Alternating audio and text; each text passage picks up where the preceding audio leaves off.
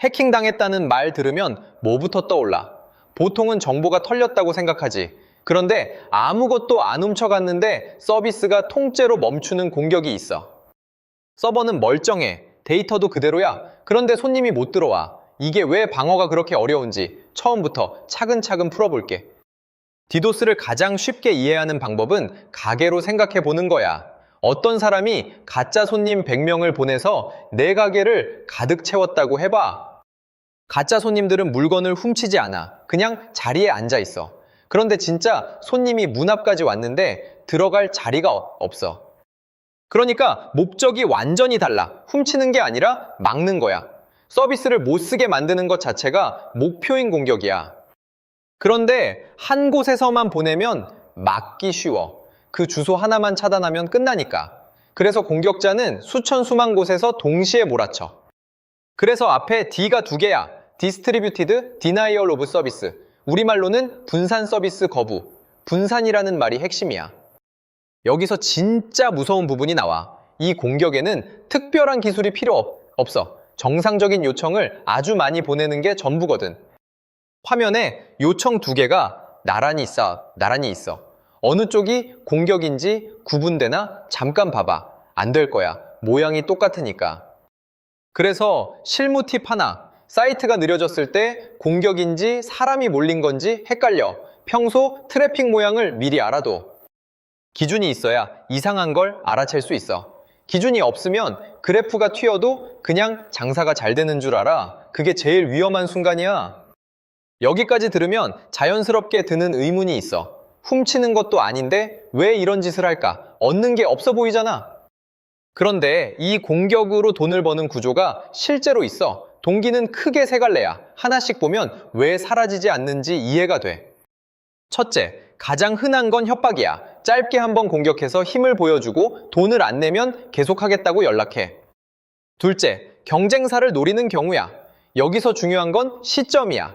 세일 기간이나 게임 출시일처럼 가장 중요한 순간에 맞춰서 들어와. 평소에 1시간 멈추는 것과 세일 첫날 1시간 멈추는 것은 피해가 완전히 달라. 같은 공격인데 손해만 몇 배로 커지는 거지. 셋째가 좀 황당한데 공격 자체를 서비스처럼 파는 곳까지 있어. 기술이 없어도 돈만 내면 남을 공격할 수 있는 구조야. 그래서 대상이 큰 기업만은 아니야.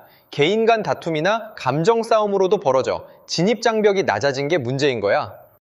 그래서 실무 팁. 협박 메일을 받으면 절대 돈을 내지 마. 한 번 내는 순간 지불 의사가 있는 대상으로 기록돼서 계속 표적이 돼. 대신 회선을 주는 통신사와 방어 서비스에 즉시 알려. 내 서버 앞단에서 걸러줄 수 있는 사람들이 거기 있으니까.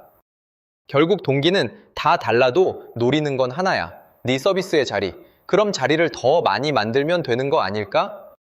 자리를 더 만들면 된다. 논리적으로는 맞는 말 같아.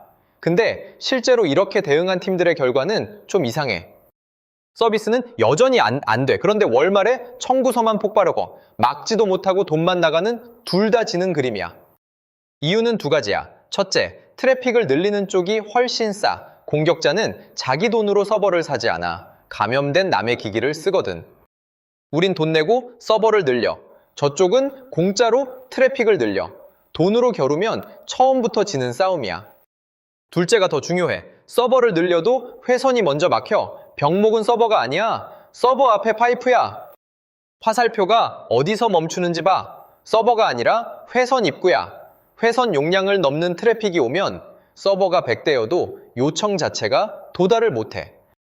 그래서 제대로 된 방어는 방향이 반대야. 뒤에서 키우는 게 아니라 앞에서 걸러내는 거야. 우리 회선에 닿기 전에.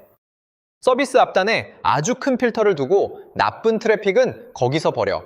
우리 쪽으로 오는 회선은 깨끗하게 남아. 서버는 평소처럼 일하면 돼. 팁 하나. 클라우드 자동 확장만 켜두고 공격을 맞으면 요금이 그대로 터져. 확장 상한과 비용 알림을 같이 걸어둬.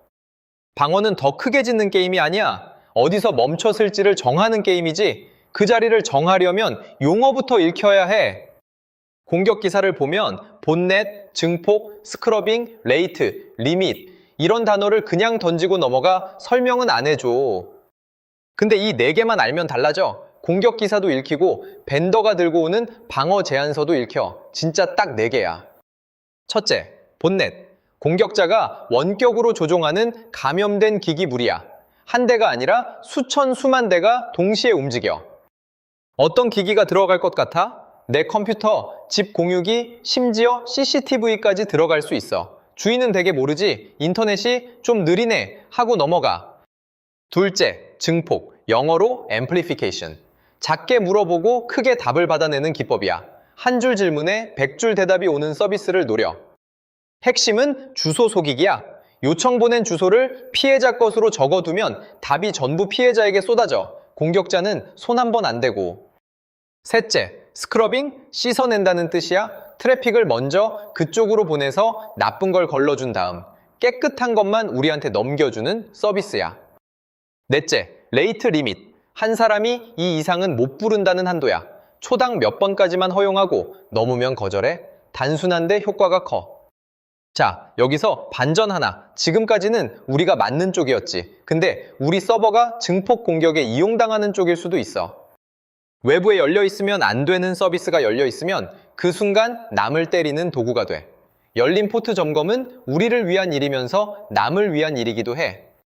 용어를 알면 기사가 읽히고 기사가 읽히면 우리 구성도 다시 보여. 지금 우리 앞단에는 저 4개 중 뭐가 있지?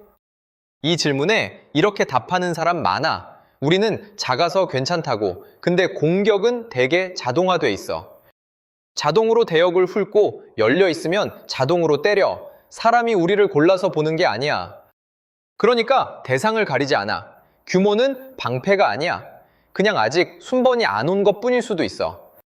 더 중요한 건 이거야. 준비는 공격받는 중엔 못해. 트래픽이 쏟아지는 순간엔 계약도, 설정도, 전화도 다 느려. 첫째, 평소 트래픽을 기록해둬. 하루 중 언제 얼마나 오는지 요일별로도 달라. 화면에 초록띠를 봐. 저게 평소 폭이야. 이 띠가 있어야 어느 날 선이 위로 튀었을 때 이상하다고 말할 수 있어. 기준선이 없으면 평소보다 많은지도 몰라.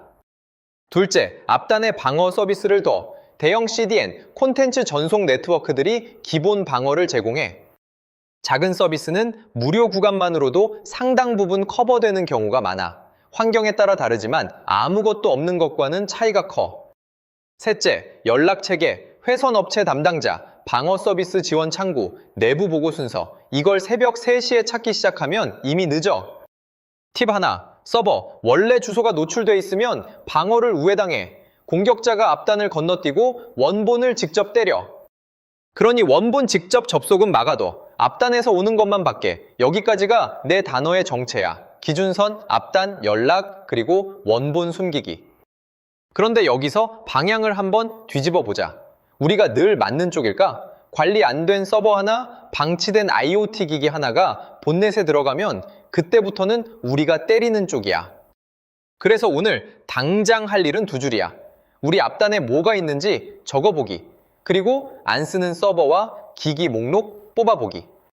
디도스는 훔치는 공격이 아니라 자리를 막는 공격이야. 그러니 답도 더 키우기가 아니라 닫기 전에 걸러내기. 그리고 우리 자리부터 남의 문 앞을 막고 있지 않은지 보는 거고. 현장에서 통하는 이야기만 실베린.